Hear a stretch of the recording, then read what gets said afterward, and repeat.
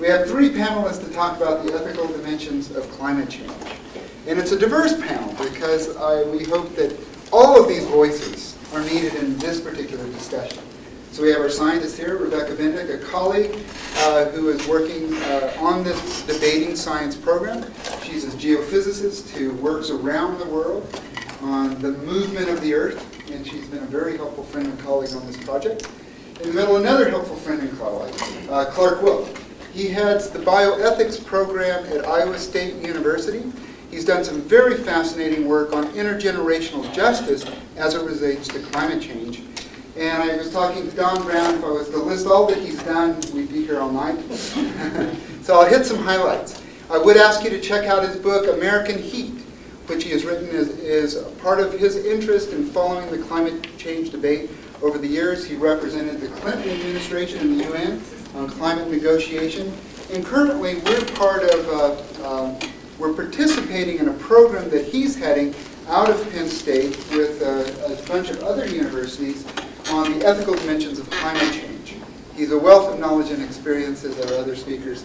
And we'll start, I believe, with Rebecca Bendick.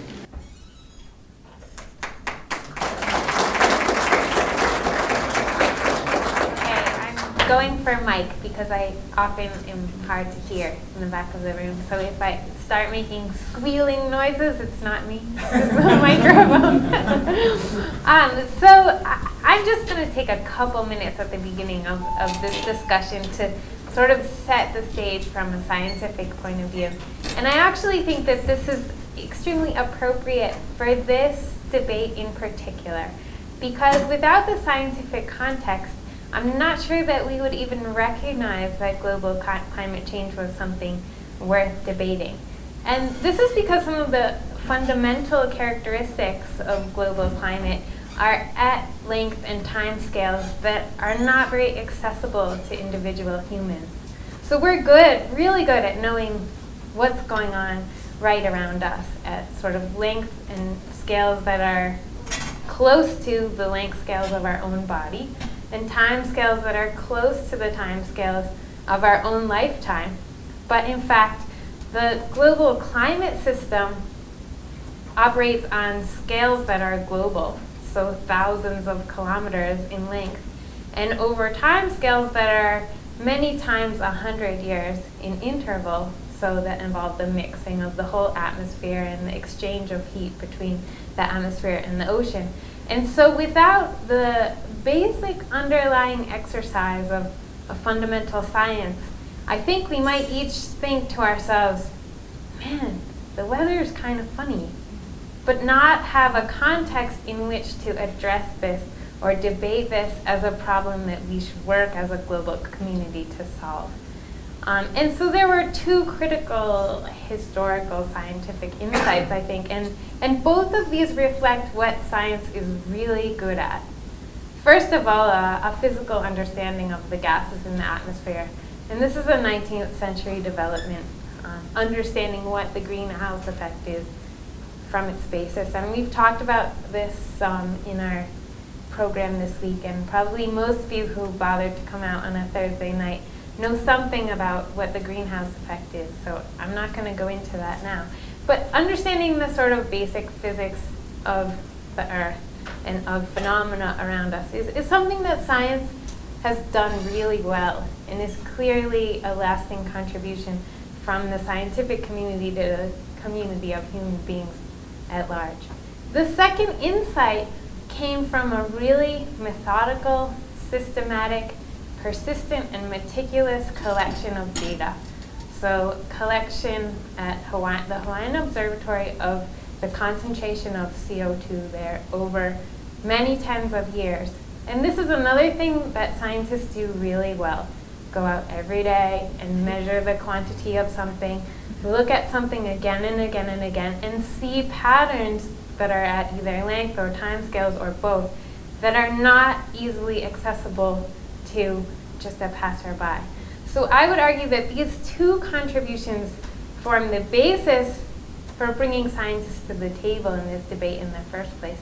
And without that contribution, we would have no additional thing to say here in this room. We wouldn't have to go into the ethics, we wouldn't have to go into intergenerational justice and things like that, because we wouldn't know what's going on.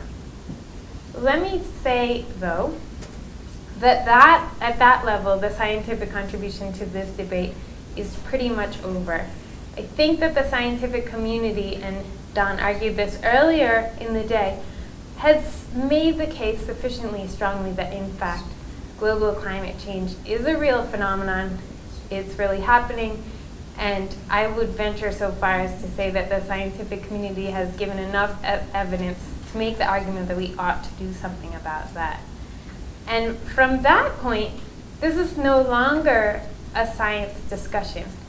This becomes a discussion about what do we as a greater human community think is important, and how do we balance those things. And there are almost an infinite number of competing interests and considerations here.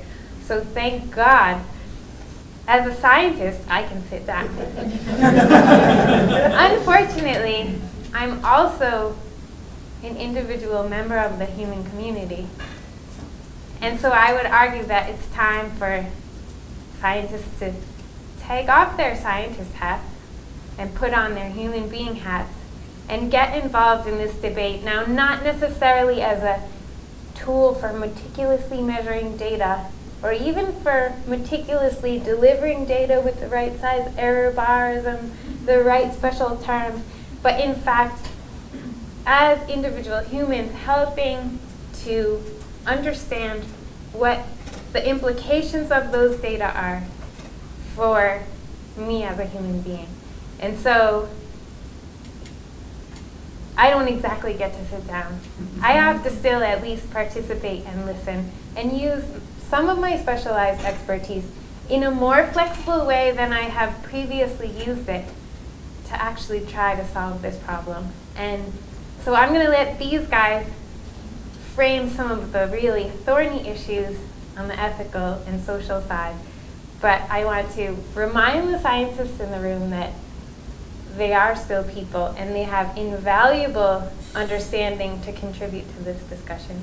And I want to remind the people who are not scientists to please come and ask us for our opinion, because sometimes we don't have very good social skills and this is all very scary. But there are things that we have to contribute. It's worked well in the past. There's a place for this contribution in the future. And as far as I can tell, there's absolutely no chance that we're going to sort this out unless everybody brings their very best game to the court. So.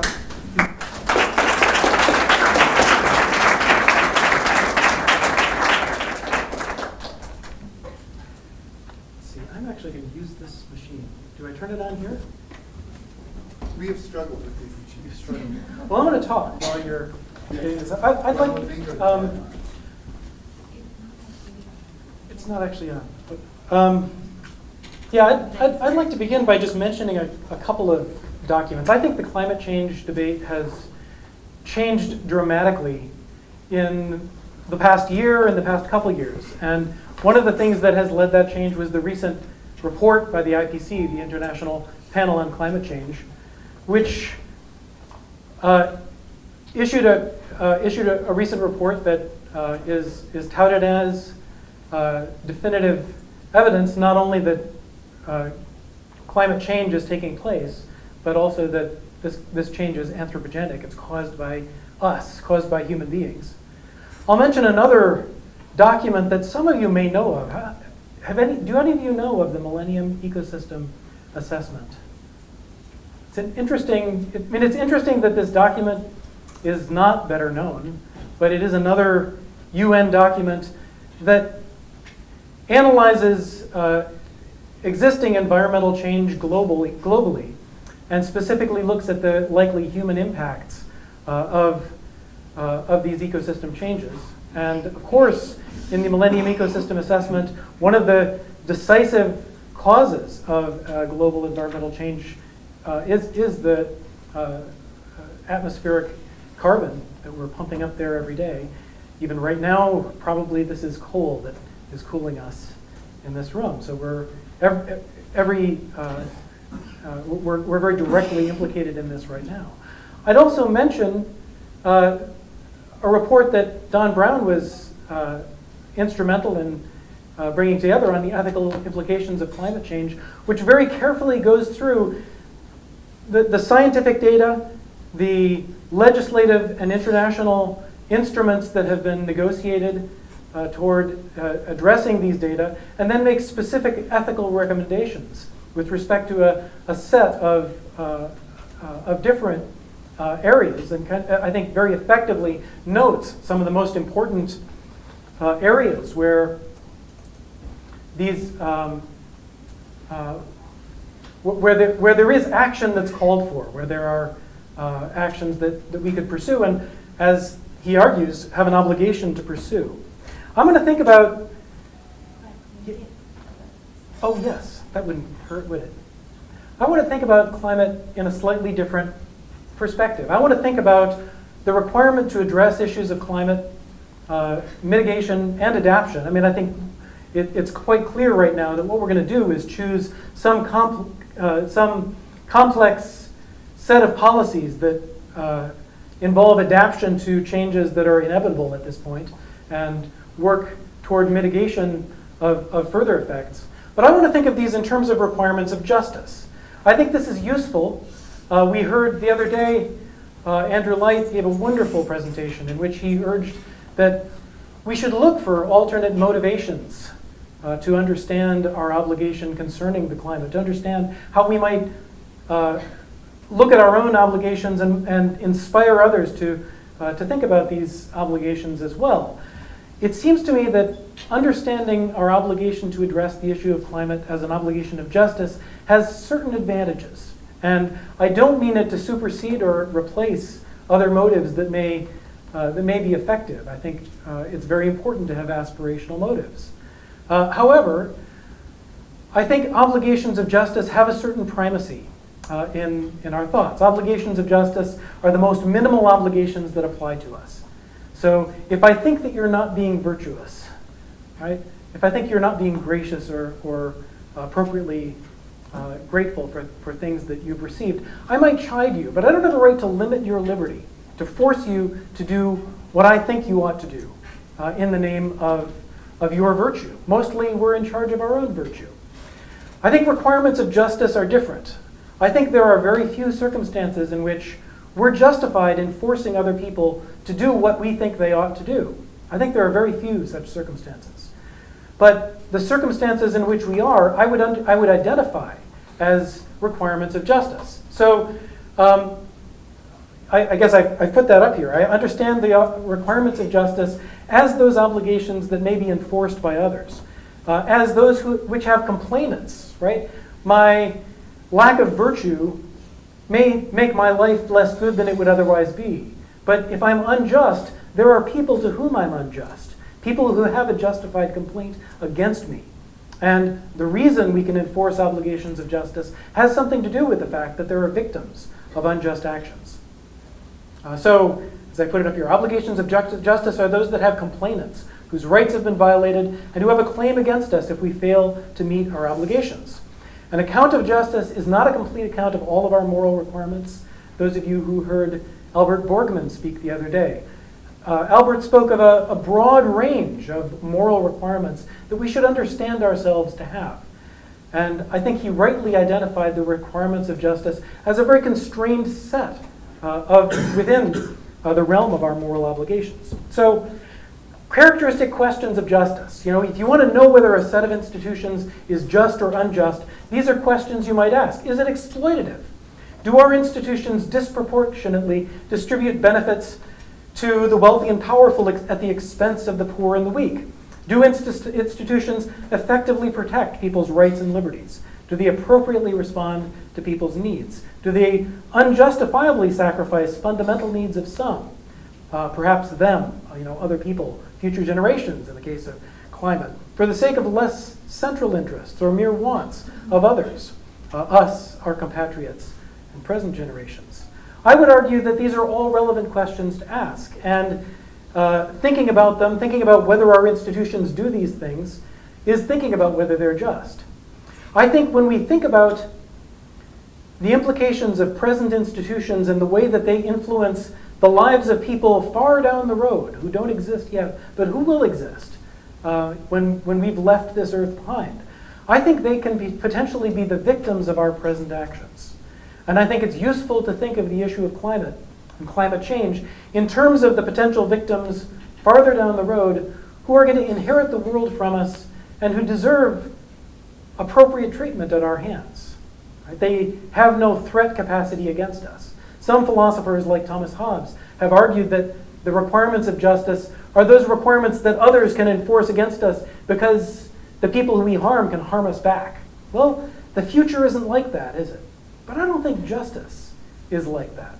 I think when our actions harm the helpless people who are at our mercy, right, whose livelihood depends on our choices, I think our actions are unjust in a very ordinary sense. And I think that just that relation holds between ourselves and the distant future generations whose lives will be affected by our choices. I want to step back and think about another case. I want to think about debt for a minute. Now, present U.S. debt is, I think it's approaching 84 trillion. It's increasing at a rate of about $2.19 billion, $2.2 billion a day. It's interesting to think about this in terms of your personal share. I know many of you are graduate students who are incurring debt. Graduate students are great believers in the principle of delayed gratification. Right? Well, think of the size of your student debt, and I'm in debt myself to some extent, right? I think it would be appropriate to add your individual share of the national debt onto your understanding of your individual debt, right? Individually, your share of the national debt, depending on how it's calculated, is somewhere around $28,000 by many calculations. But some people regard that as a lower bound on your individual portion of the U.S. debt, and I've heard estimates that go up to $100,000. I'm fairly confident that your individual portion is less than that maximum, and I'm also quite confident that it is greater than that minimum. I think it's close to the $30,000 mark, but I think it depends what you do. Well, let's think about the questions that are raised by national debt. Okay, we can think about what we're purchasing when we incur this obligation. Right? So right now our debt is going to all sorts of projects that the United States is pursuing, and they're expensive. We can ask who benefits from those projects, and we can also ask who will pay off the debt. Right? This is a debt that is going to live a long way into the future, and it's presently accruing faster than we're paying it off. I think this is a problem. Right? Another relevantly similar problem is the depletion of renewable resources. I do mean renewable resources, because we can deplete renewable resources in the same way that we deplete exhaustible resources, non-renewable resources, simply by using them at a rate that's faster than the rate at which they replenish themselves. If you cut down trees faster than they grow back, eventually there ain't no more trees left. Right? There are lots of economists who are working on ways to measure our intergenerational resource debt, and I've mentioned some of their names here.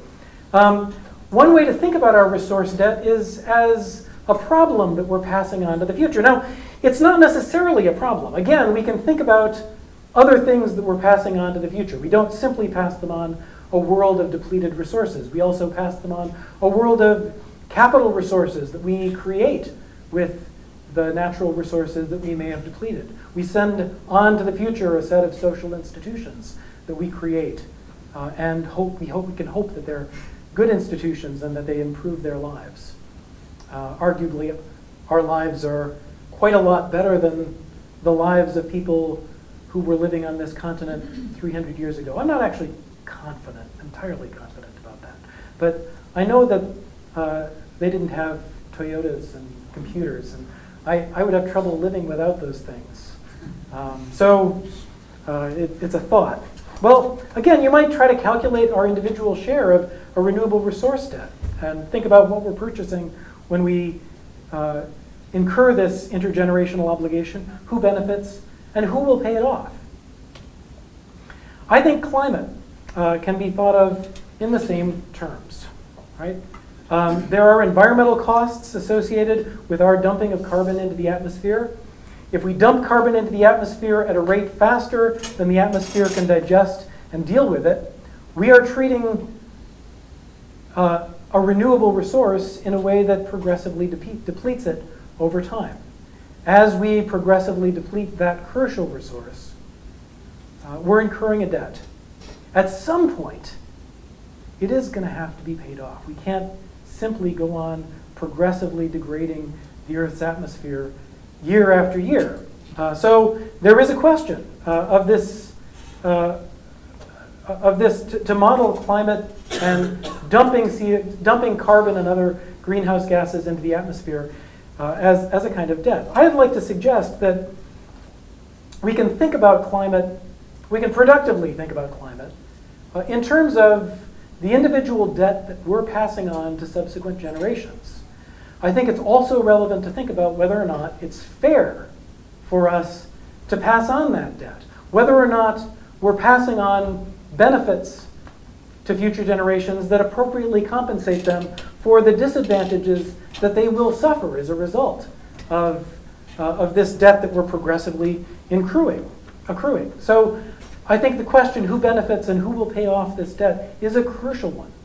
As Don has pointed out a number of times, most of the people who will suffer most acutely from the effects of climate are people who are poor, worse off than you are. In one sense, I think responsibility is difficult to assign, and I don't want to be too fast and loose, but I'm going to be anyway. Most of the people who are responsible for dumping carbon into the atmosphere and other greenhouse gases into the atmosphere are people in the developed world, people like us who want to listen to lectures like this one in a cool room rather than a warm one. We are incurring this debt. We are enjoying the benefits that are involved, and I think that it's worthwhile to think of this in terms of the costs that we're inflicting on people in the distant future, who may not be gaining from us anything of comparable advantage to the environmental resources that we're removing from them. And at that point, I'll turn it over to Don. Ready?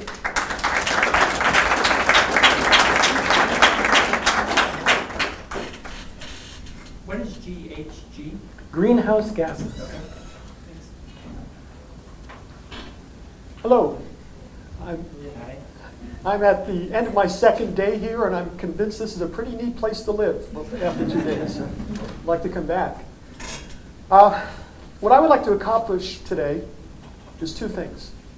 One is to give you a sense that, well, one claims that climate change raises important moral issues, that there's a lot more to that claim than first meets the eye. In fact, there are many profound moral and ethical issues by climate change. It's just not one or two.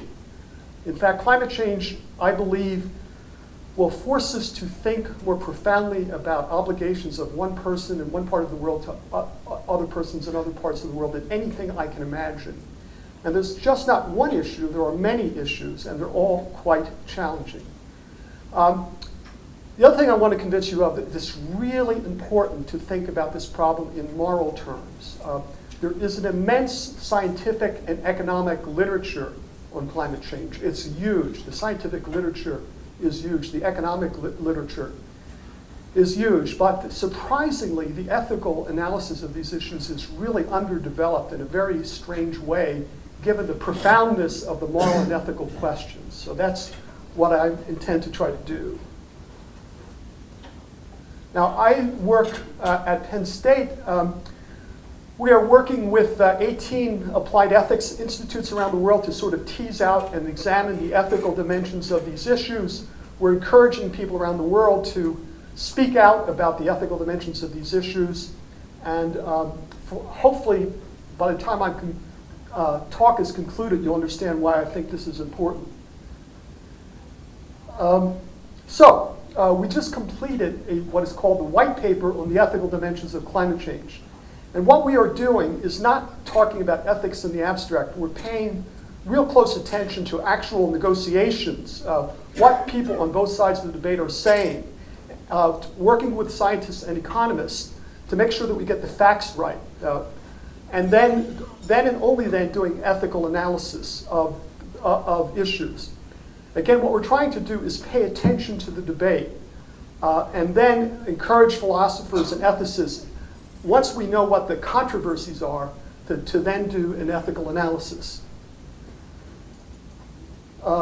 These are issues that we believe are, some issues will be more important in the climate change debate at various moments in history than others.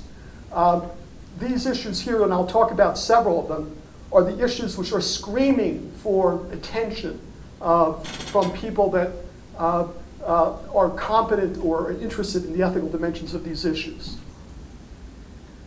Now, why is this important?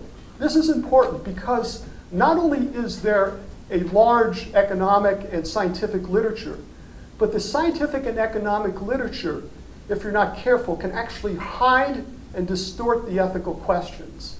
Economics often assumes what is called a preference utilitarianism, which doesn't work for climate change when the harms and benefits are so disaggregated. And I'll try to explain that in a second. So the tools that we often use in policy don't work morally or ethically for this problem. Hopefully that will be clearer why I'm making this claim. Another reason is that the issues I'm going to talk about are not only important ethically, but they're also at the core of the barriers to making progress on a global solution. The international climate negotiations have been going on for 20 years. They started in 1987. For 20 years, unfortunately, the United States, with its allies, strangely enough, have been Saudi Arabia, Iraq, and Iran in the negotiations, have been resisting largely proposals by the European Union, by the small island developing states, and by many now developing states that seem to believe they're going to be hurt. There have been three excuses that the United States has used for 20 years. One is scientific uncertainty. Another is cost, think about this, cost to the US economy alone. And the third excuse that the United States has been using for 20 years is that we shouldn't have to do anything until the rest of the world gets on board and does something. You'll hear the assertion quite frequently, we shouldn't have to do anything until India and China, for instance, reduce its greenhouse gases. So the point is that the issues I'm going to talk about, what I want you to know are not only these profound ethical questions, but they're the barriers in the negotiations. So there's a profound practical reason why we think through the ethical dimensions of these issues. Now, I believe that the ethical dimensions of these problems are much more salient and much more important when we're talking about global scale problems. And what is the reason for that? The reason for that is because what we do here hurts people over here. Okay, and therefore, the policy tools that we normally rely upon don't work. For instance, cost-benefit analysis aggregates the cost and benefits as if all the parties are the same in terms of who gets the cost and benefits, and you can make trade-offs. But here, at the global scale, the cost of doing something may be over here, but the benefits of protection over here. And that's one of the reasons why cost-benefit analysis, as it's usually employed, doesn't work in this case. Because of global scale problems, all sorts of new ethical issues arise, issues about distributive justice, questions about our policy tools, questions about whether we can think about this in terms of average welfare improvement.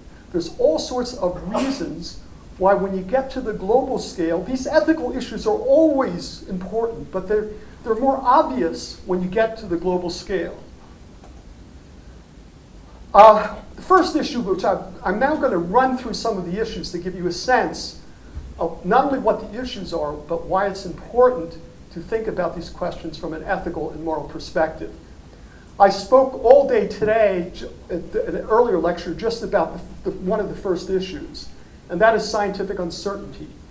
Again, the United States for 20 years has been saying that we shouldn't have to do anything because there's some scientific uncertainty about the consequences. Now, this morning, I spent the first half of the lecture of why what is called the consensus position is entitled to respect as a matter of science. And we could talk a lot about what the consensus position is, and despite what the skeptics are saying, what is the logical reasons why the consensus position as a matter of science is entitled to respect. I don't have time to get into that. But let's, for the sake of argument, assume that there's more uncertainty than I believe there is. There is uncertainty in terms of timing and magnitude of the impacts. There's still some uncertainty, but a lot of the basic physics, whether the planet is warming, and in fact whether it is largely human caused, is really not in contention at this point among those parties that hold what is the consensus view.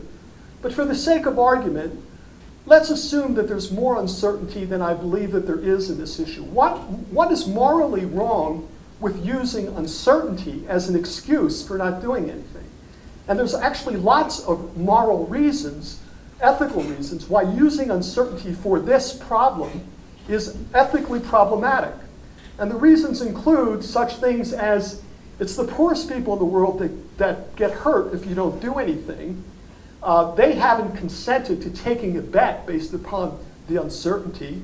Another reason is there are really harsh, bad things for all people which are at stake here. And the scientists are really worried about what are called climate surprises that even may be worse than the consensus view about the upper and lower bounds of temperature impacts, which are viewed to be plausible. So you're talking about something which is potentially extremely catastrophic, potentially. More importantly, if you wait till all the uncertainties are resolved, it's too late. The harm is already upon us. In fact, the conventional view is the people and ecosystems already getting hurt. At the international negotiations, countries that believe that they're getting hurt, they're showing up and they're demanding that the developed countries do something.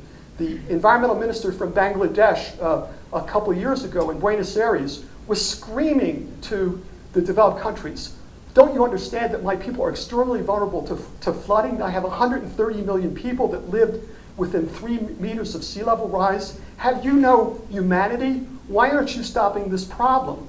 Okay, so the point is, using uncertainty when it may be too late, if you wait till the uncertainty is resolved, is ethically and morally problematic. Another big issue that I'll talk about in a little bit more detail in a second is the longer we wait, the more difficult it is going to be to stabilize greenhouse gases in the atmosphere at safe levels. It's probably already too late to prevent carbon dioxide, for instance, from accumulating about 480 parts per million. We're at 380 parts per million. No matter what we do, we're probably going to, the best anyone can imagine doing, given the commitment to large power plants, is 450 parts per million. And that has profound consequences when I talk about the next issue. So using uncertainty as an excuse for this kind of problem, it's not a scientific issue, it's a moral issue. Okay, most cultures make even criminal risky behavior that could hurt other people. You can't use as a defense, I didn't know for sure that I was going to hurt anybody.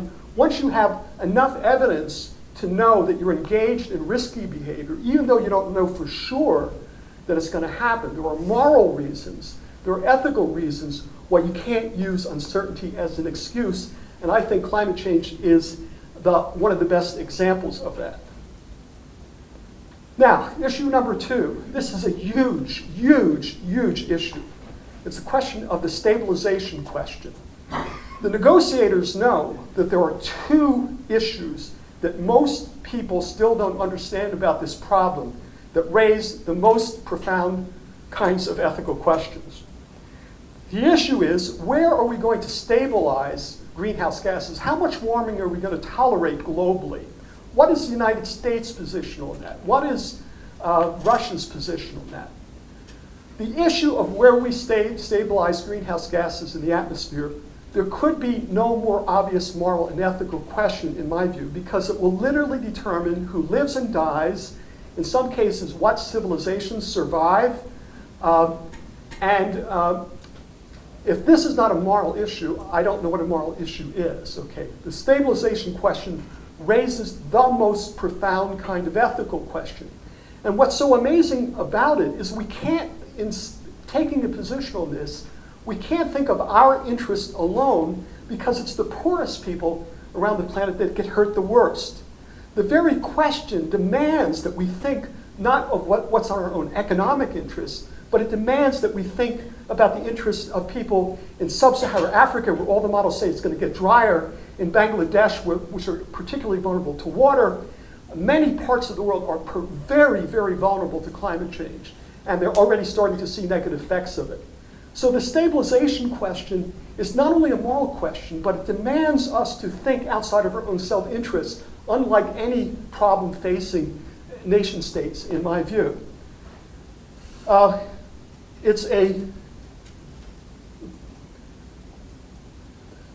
This is a chart about where carbon dioxide is going.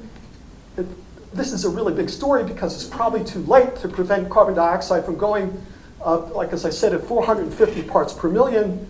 This is a chart that shows the temperature impacts. And this is the lower bound. The lower bound says that no matter what we do, we're probably headed for a 2 degrees centigrade rise above where we are already. Now, why is that important?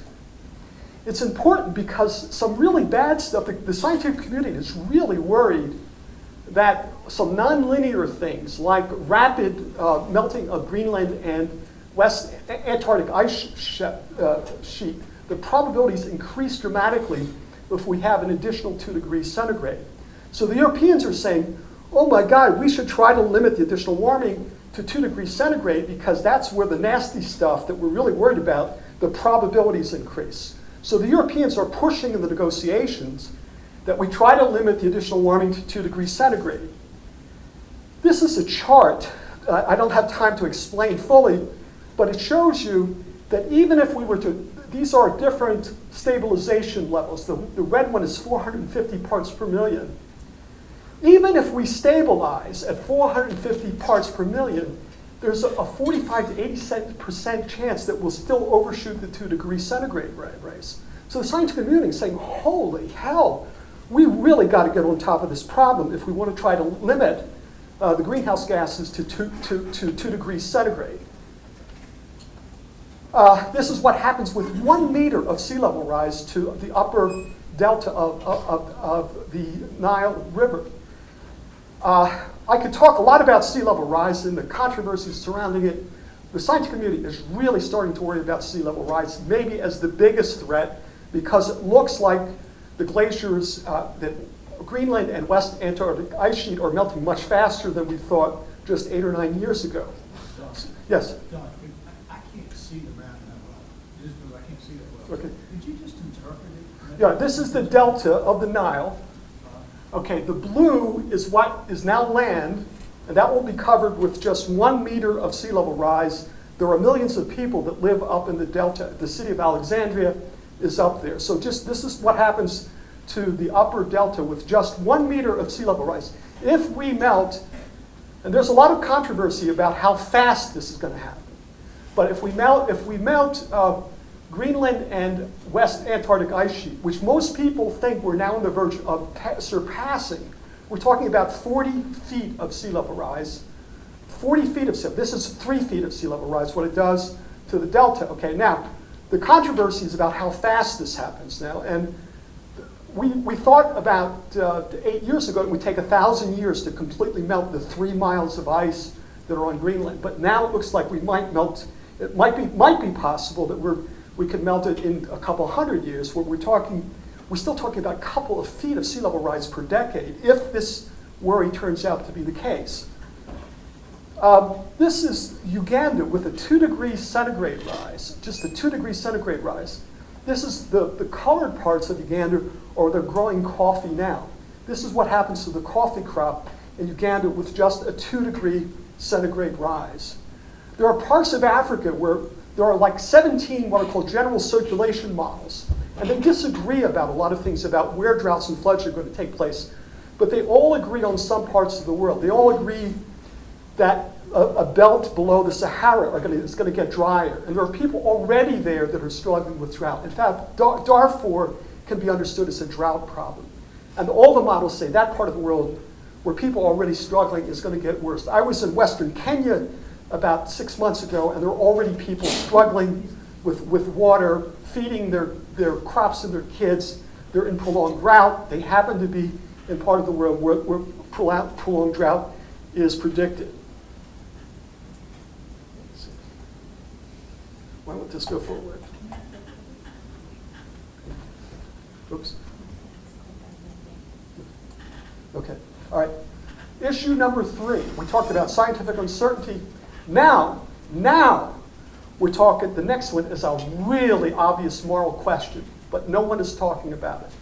And the question is this: because greenhouse gases are long-lived in the atmosphere, the half-life of carbon dioxide, some people say it will stay for 110 years. Actually, the half-life of carbon dioxide is about 105, 120 years, somewhere in that range. The significance of that is we've got to cut way back to prevent concentrations from going up. A lot of people don't understand this aspect of the problem.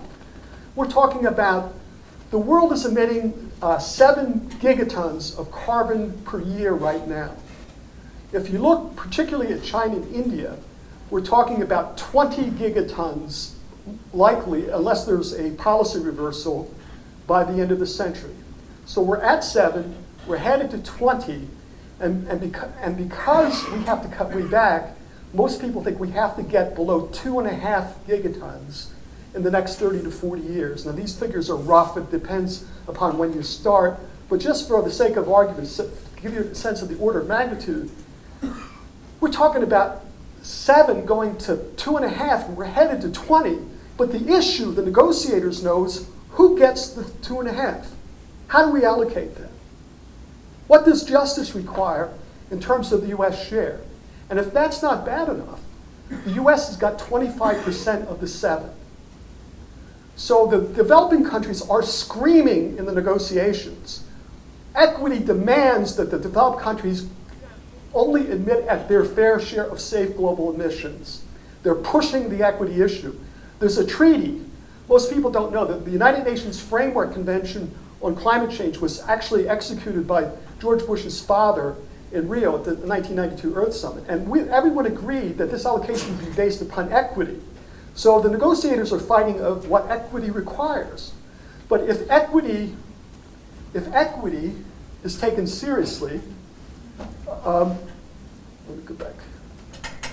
This is, for the existing problem, this is the US share of total emissions compared to the rest of the world. Now this is what I wanted to show you.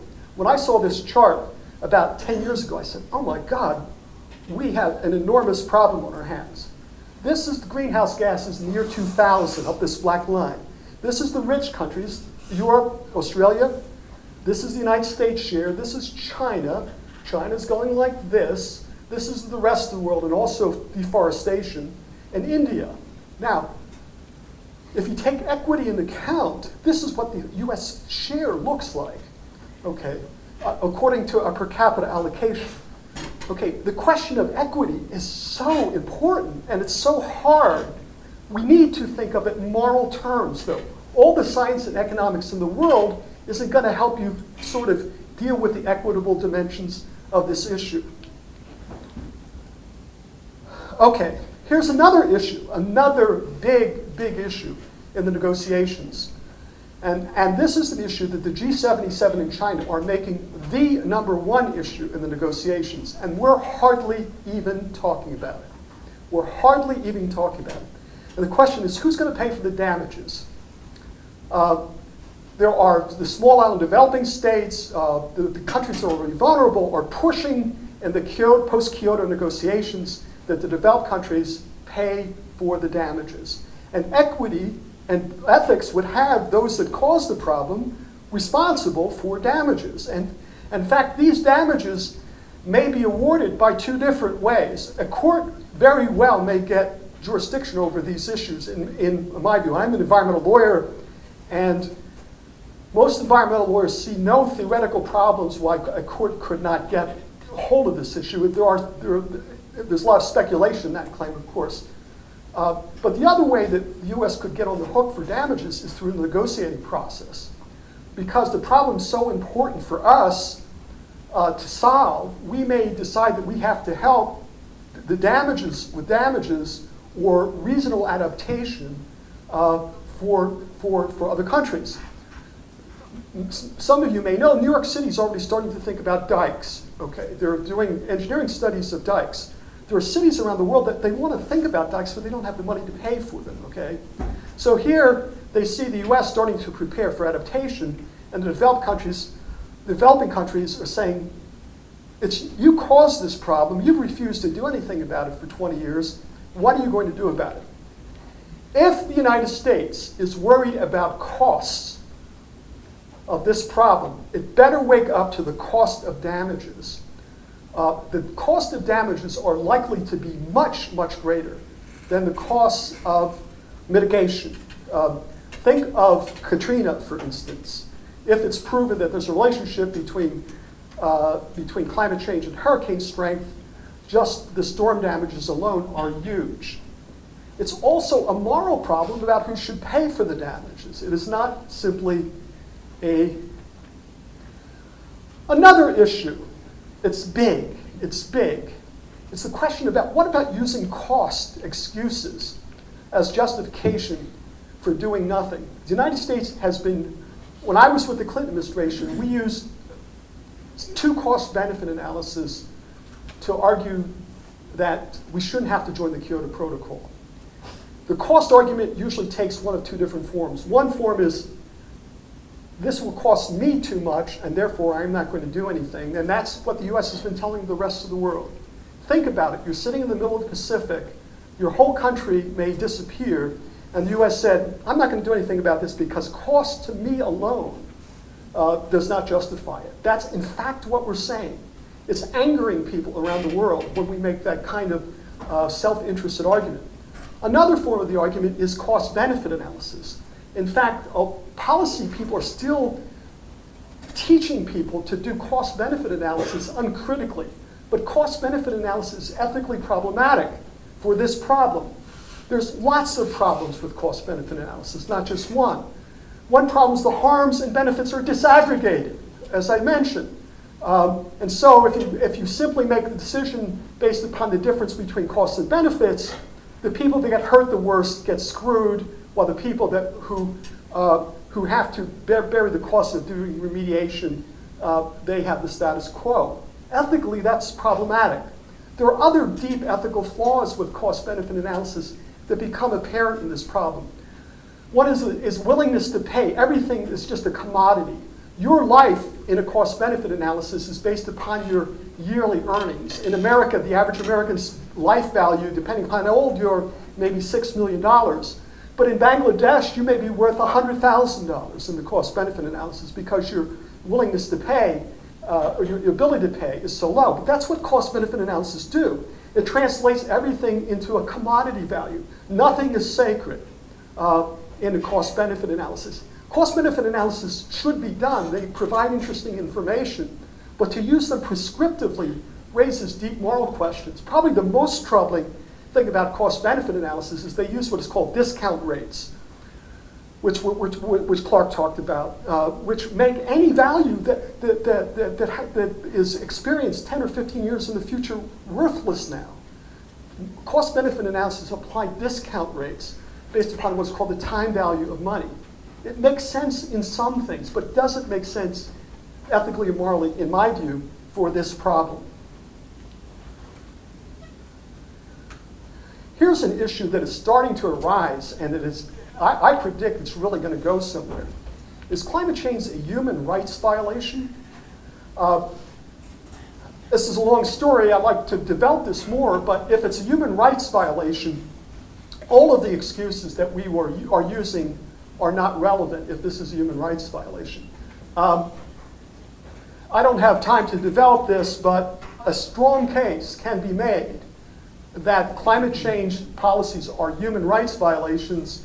This shows the kinds of human rights claims that are mostly accepted. This shows human rights claims which are contested, economic, social, and cultural rights. When you think about this in terms of climate change is in the area where there's no controversy.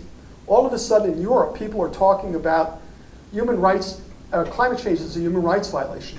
The Inuit Indians have filed a complaint in the Inter-American Commission on Human Rights, and they're litigating this issue. And the remedy they're asking for is for the Human Rights Commission to impose a cap on the United States because it's violating their human rights. A lot could be said about that. Time does not allow me to get into that.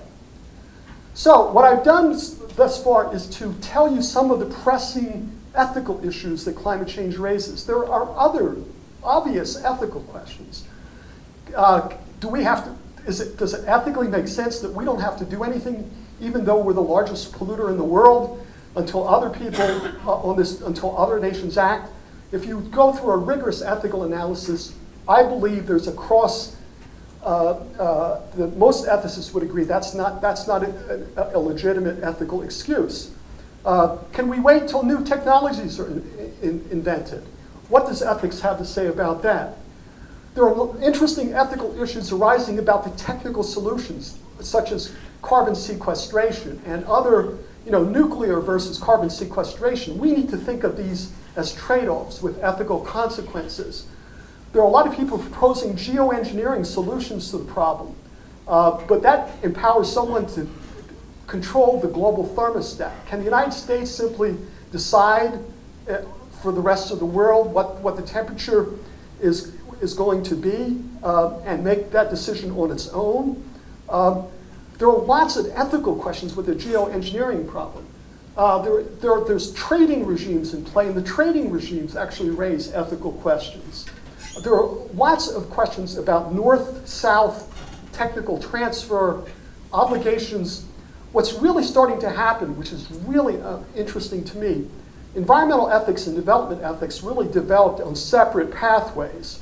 They're starting to come together in very amazing ways. The Europeans are way ahead of us, in my experience, in thinking about this. There are people in Europe that study very seriously, particularly in the Nordic countries, the ethical obligations of rich to poor countries, and mostly we started to think of those obligations more of charity than ethical obligations, although a lot can be said about that.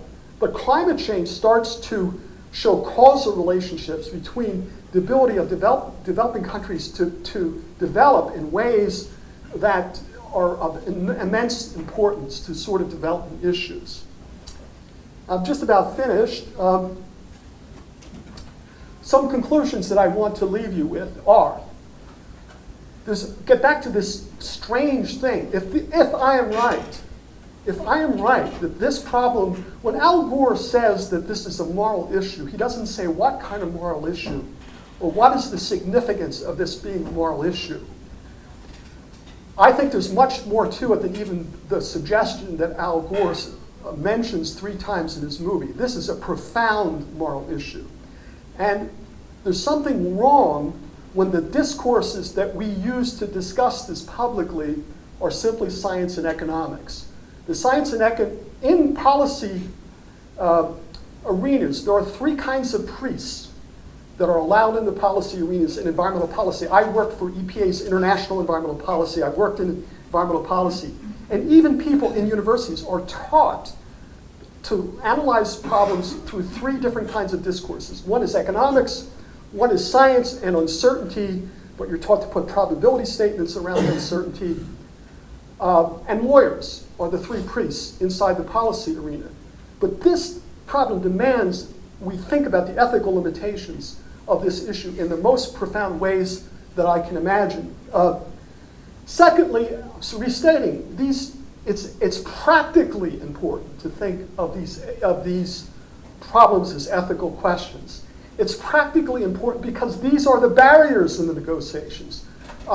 China is not going to agree to allow the US to simply grandfather the US admissions where it is and everyone have a percentage reduction from some uniform standard. They won't allow it. It's not fair. It's not just. Unless we get Americans to see the issues of justice, there's no hope. It seems to me that we're going to respond in a way that ethics and justice requires. So, it's all of our job, in my view, and the reason why I'm happy to be here is to encourage you to speak out about the ethical and moral dimensions of this issue. It's practically important. We all have an obligation to do it, and I appreciate being here.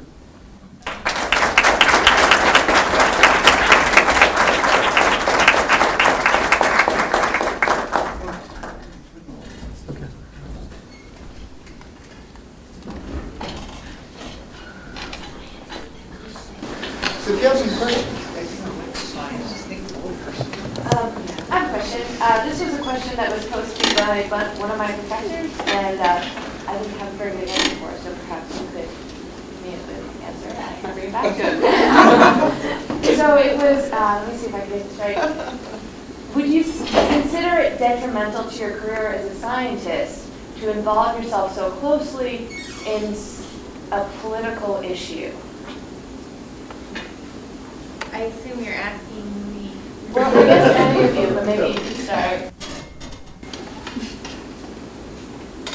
I guess, yes, this probably is detrimental to my career as a scientist. Yeah, it probably is. But what choice do I have, really? I mean, as I said, I'm also a human being, so if I want to do my own individual cost-benefit analysis, my scientific career may be harmed, but I have some other things that I care about that may benefit. So I don't personally see it as that difficult of a decision to make. I'm not a scientist, but I want to get in on this anyway. In my case, I certainly don't think that there are disadvantages for me to being involved in political debates because that's what I do. But I'll give some examples of scientists who have been deeply involved and I think who've done so responsibly. So one person I would mention is Jeffrey Sachs, who's an economist who's done a tremendous amount in working to shift former Soviet economies over to alternate economic, trying to work out the transition from managed economies to less managed economies. It didn't go very well, but I don't think it was his fault. And I think he overall had a good influence on that. He's moved to focus the rest of his career on the issue of hunger and poverty in development. And I think has managed to focus his career on issues of well-being that make it impossible for him to avoid thinking about political issues, including the issue of climate change. I'd mention E.O. Wilson. Again, someone I disagree with, though I love him. Absolutely. I think he's always been engaged as a human being and a scientist in working to increase public understanding of science. And I think has done this in a way that has benefited his career as a scientist, but also has benefited all of us. The last person I'll mention is a former friend of mine, Eugene Odom, who's an ecologist who was at the University of Georgia when I was on faculty then, and was one of the most remarkable human beings I've ever encountered, but also absolutely remarkable scientist. It was impossible. I think he found it absolutely impossible to separate the ecological issues he was addressing in his scientific work from the political issues that were causing environmental change around us. So I certainly think that it's possible to integrate an appropriate, responsible scientific career with an appropriate, responsible attitude of an engaged citizen. And I think there are lots of people who accomplish that. I want to follow up on that though and say I actually don't know the third guy you mentioned, but E.O. Wilson and many other scientists who have gotten heavily involved in politics are perceived, I would say, in the scientific community as scientists who became politicians, scientists who became policy people, and not as ordinary scientists. So, yes, you may reap some benefits in one way, but I feel pretty confident in saying that the scientific community does not perceive scientists who are engaged in that level of political involvement as the same flavor of scientist as a normal scientist. So we need more non-normal. We need both. I can't say. It might not surprise you that I have fairly strong views about this. And the science applies ethics all the time in its very method. It insists upon 95% confidence levels for most scientific disciplines. There are norms embedded in science that don't make sense for this kind of problem. When you're talking about uncertainty, there are irreducible ethical questions that arise when you apply science in public policy. One question is who should have the burden of proof, and what quantity of proof should satisfy that burden.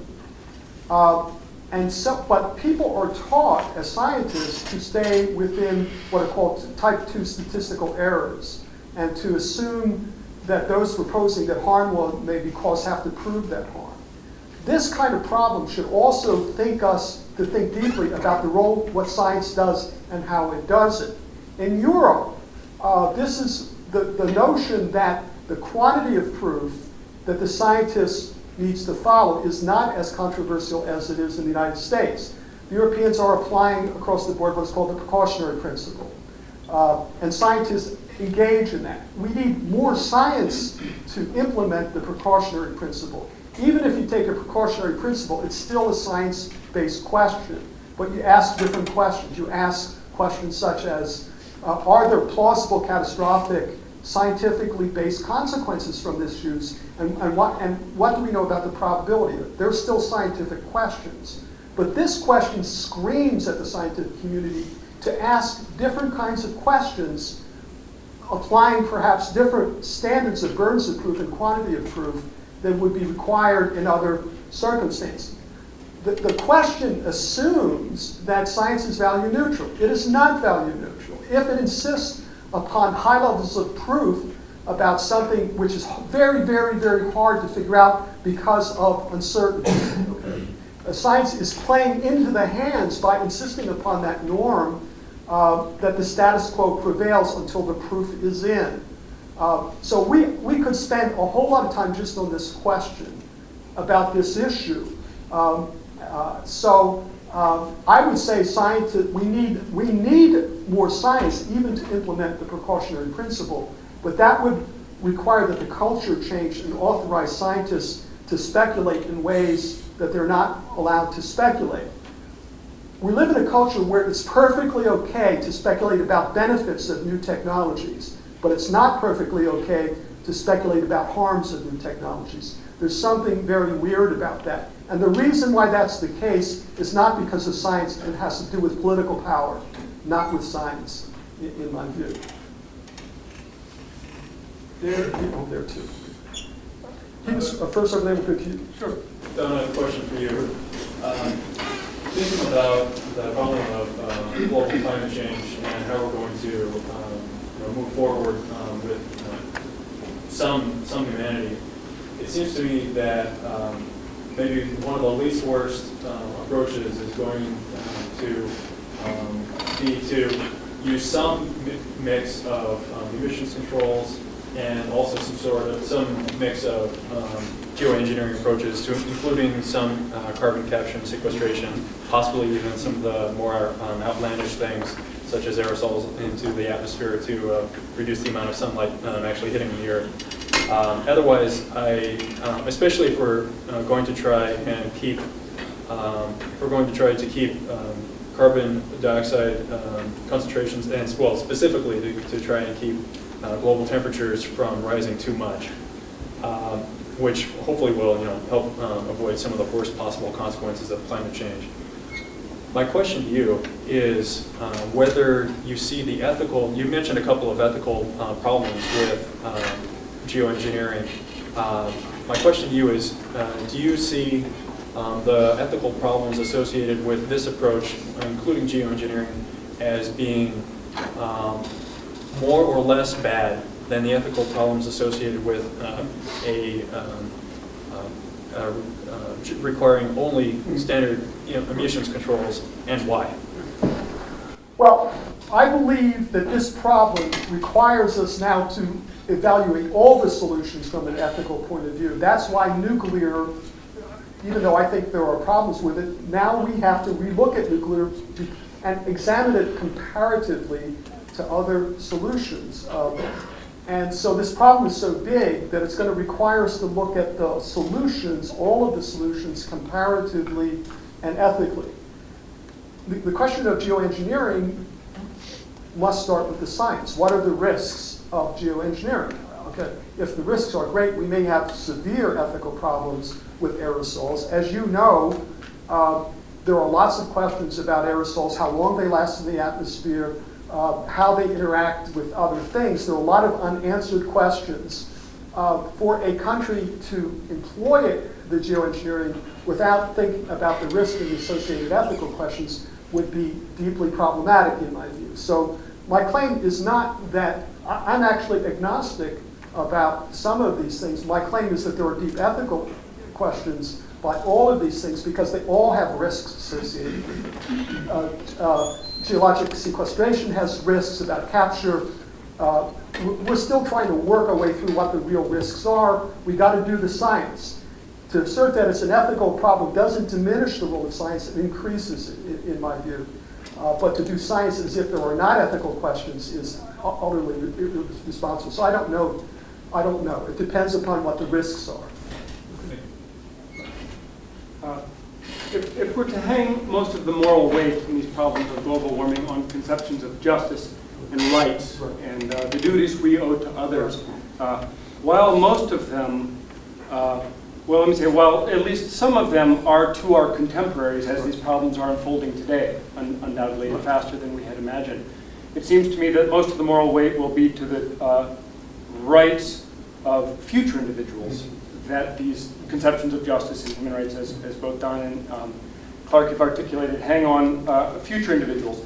And there's a traditional problem in conceiving of this way in regards to determining policy moving forwards that's brought to our attention by Brian Norton, but there's another philosopher, David Parker, to whom he attributes this to. And that's the issue largely for everyone's sake, whereas if we choose one policy over another, we are in fact causally determining different individuals to occur into the future. So we have a kind of theoretic problem for this framing of moral issues on the level of public policy. But setting that problem aside, and if we were to move forward in any case with this being the preferred moral framework, I wonder what your suggestions are for us individuals, not in terms of policy, but our individual behaviors, largely in the first world, so as we could act most properly to come into compliance with the rights or justice owed to future individuals. So this is... Yeah, okay. First of all, you don't need future generations to claim that we have moral duties right now to stop this. People are getting killed as we speak, according to... Okay. Yes. So the future generation problem, although important, is not a necessary condition to claim that we need to reduce emissions as quickly as possible. There are people, we believe, already dying. The World Health Organization talks about about 5 years ago, 150,000 additional malaria deaths because the mosquitoes are moving very slowly to higher elevations and so forth. There's additional flooding. We believe that Katrina's intensity has probably been, the balance of the evidence that the intensity of the storms, but not the frequency, is related to the fact that the Gulf Stream is warming and the relationship. So you don't need future generations. When you think through the problem, future generations, nothing turns on it in terms of your obligations because, existing countries there are glaciers, and the people from Nepal are coming to the UN screaming that there's no water because they have the glaciers and they're melting. Why are you not doing something about it? On the question of duties, who has the duty? That, in fact, has actually been centered as an international law. Nation states under the treaty have the primary duty to reduce greenhouse gases based upon equity. So the initial, how the nations then distribute the duties within nations as a matter of international law is really up to the nations. As far as individual behavior is concerned, this is a really important question. I've sort of been shocked to sort of wake up to this question because I'm not complying myself fully with what I think moral obligations are. Our moral obligations as we speak is probably to reduce as quickly as we can our personal carbon footprint to our personal fair share of safe global emissions. Now what does that mean in practice? Well, we have some pretty good idea of what that means in practice. We emit about 6 tons individually on average of carbon per person, about 18 tons of carbon dioxide per person. Our fair share is probably below 1 ton right now as we speak. And so I would argue our personal obligation, if we're going to take this seriously, is try to get around 1 ton per carbon per person as quickly as we can. Because we don't have to wait hypothetically for the harms to happen. What we've already done, we're not going to see for another 100 years because of thermal lags in the oceans. So that would be my answer. Per year. Yeah. You're talking about per year? Right, 1 per ton. year. Right, 6 We're at tons. 18 now. 19 of carbon dioxide, 6 of carbon. Okay. Yeah. Okay. I just have a thought about this in terms of our own personal impact. Yeah. And in this interest, I think it's worthwhile to make a distinction that Henry Shue has emphasized between luxury emissions and subsistence emissions. Right? So people are emitting carbon dioxide all over the world. There are people in Malawi who are cooking their food over charcoal stoves. I really don't begrudge them their charcoal and their carbon emissions because they need them to survive. Right? On the other hand, if you look at your life, there are all sorts of ways in which we engage in activities that involve increase of greenhouse gas emissions that are not necessary in that same way in the most remotest thought. They can't be necessary in that way. The combined effect of those emissions are going to perpetrate harms, and I think we are responsible for those harms, and I think they're avoidable. They're not necessary for us. I mean, one excuse for perpetrating harms on other people is the necessity excuse. I couldn't help it. I had to do it. And then legally and morally, I think that gets you off the hook sometimes. But in this case, that's not an argument we have available to us. So I do think that there's an individual obligation that's involved. There's a collective action problem, however. Right? So some people would argue that my individual contribution to global emissions is so small that it's effectively insignificant. I think there's a sense in which that's true, but I think that's a form of argument that we should reject with respect to our individual activities. I think to the extent that my own individual activity contributes to slavery in India, I'd like to avoid that. And in the same sense, I think we have an obligation to avoid cooperating in the production of harms, even for infinitesimal-sized contributors.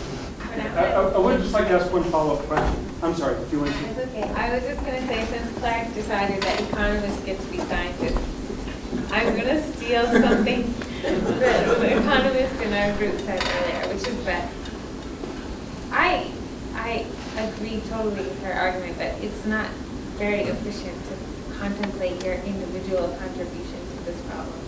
It's a global problem, and there are economies of scale that are foolish to overlook. Okay. Can I just a quick follow-up question to this? If our duty as individuals, independent of the kind of policy problems that only philosophers worry about, if our duty as individuals is to reduce our carbon footprint down to something close to 1 ton per year, per annum, or something like that, I guess I'd like to point out that most of us are in violation, as all of those individuals who required blacks to move to the back of the bus and this sort of thing, which were violations of human rights, civil rights. Today, sitting here, we're in as much violation. It's kind of difficult. It's too easy to remember, too easy to forget. And the follow-up question is, do you think that the practice of purchasing carbon offsets is a suitable move in relinquishing or moving to satisfy those duties that we have? That, as they're commercially available, if we do some due diligence and find the most reliable kinds that we can. Well, this prior question, and that is how effective is the carbon offsets from actually reducing? So there's a scientific question that really is key, I think. And a lot of the, for the carbon offsets to be really effective, it has to satisfy certain criteria. It has to be permanent. It means it never can get back in the atmosphere. You have to have confidence that it'll never get back in the atmosphere.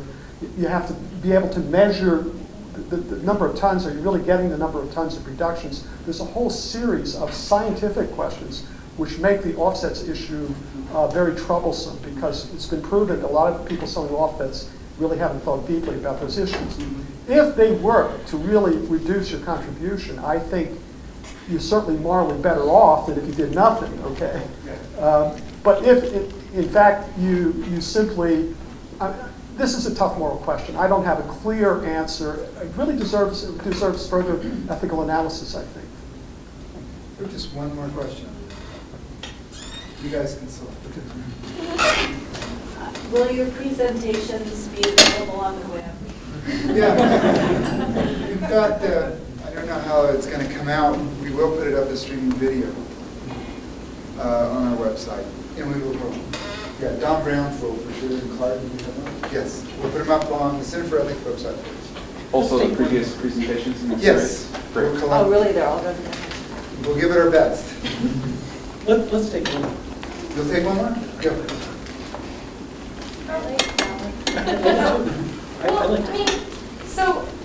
I don't buy the individual argument, and one of the reasons why, too, that I don't buy the individual argument is because I think if we all kind of trick ourselves into thinking that we're really good because we didn't drive here and we didn't do that, it's going to diminish this. I think our role much more is calling for our governments to change things, because I think they're a lot better at it than we are. And I think buying carbon offsets just makes you feel better when you really have no right to feel better. When really what you should be doing is you should be calling your government and pressing change. Yeah, I really am an institutionalist. And Yeah.